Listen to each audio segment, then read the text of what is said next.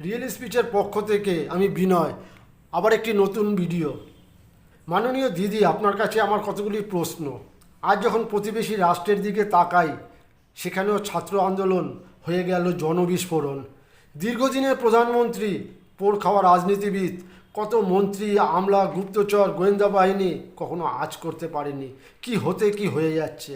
আর আমাদের এই বাংলায় আপনি মুখ্যমন্ত্রী হওয়ার আগে থেকে আপনার আন্দোলন, প্রতিবাদ, অন্যায়ের বিরুদ্ধে রুখে দাঁড়ানো আমাদের উৎসাহিত করেছে, অনুপ্রাণিত করেছে।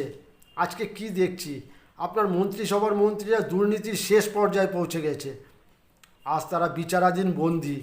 যাকে শিক্ষামন্ত্রী করেছিলেন, সে কতটা অশিক্ষিতের মতো কাজ করে চলেছে সেটা আপনার জানা উচিত ছিল। যাকে আপনি দলের শৃঙ্খলা রক্ষা কমিটির সর্বময় কর্তা করেছিলেন, সেই নিয়ম শৃঙ্খলার তোয়াক্কা করতো না। আপনি জানলেন যখন একজন সত্যিকারের তৃণমূল কর্মীকে শুনতে হচ্ছে বাইরে, তোমাদের শিক্ষামন্ত্রী নিজেই অসৎ। আপনি আবার স্বাস্থ্যমন্ত্রী, যেখানে একটি মেয়ে ডাক্তারি পড়তে এসে নৃশংসভাবে খুন হয়ে গেল, কেউ জানে না।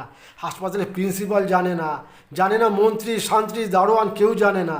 পুলিশের লোক দেখানোর তদন্ত, পরে ধামাচাপা দেওয়ার আপ্রাণ চেষ্টা।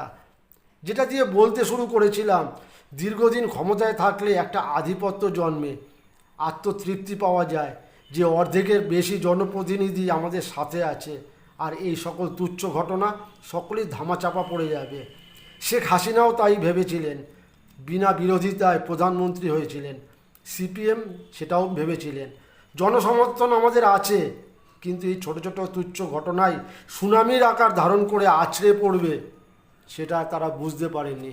ভেবেছিল সমস্ত সরকারি পরিষেবা সকলেই তাদের উতরে দেবে, কারণ এই সকল সরকারি পরিষেবা প্রকল্প মানুষের ট্যাক্সের পয়সায় হয়। একবার ভাবুন, যারা সত্যিকারের তৃণমূল কর্মী, যারা তৃণমূলকে ভালোবেসে আজও মিটিং মিছিলে যায়, ভিড় করে, তারা পদ চায় না, সম্মান চায় না, ক্ষমতা চায় না, একটা সুষ্ঠু ন্যায় নীতিপরায়ণ সমাজ।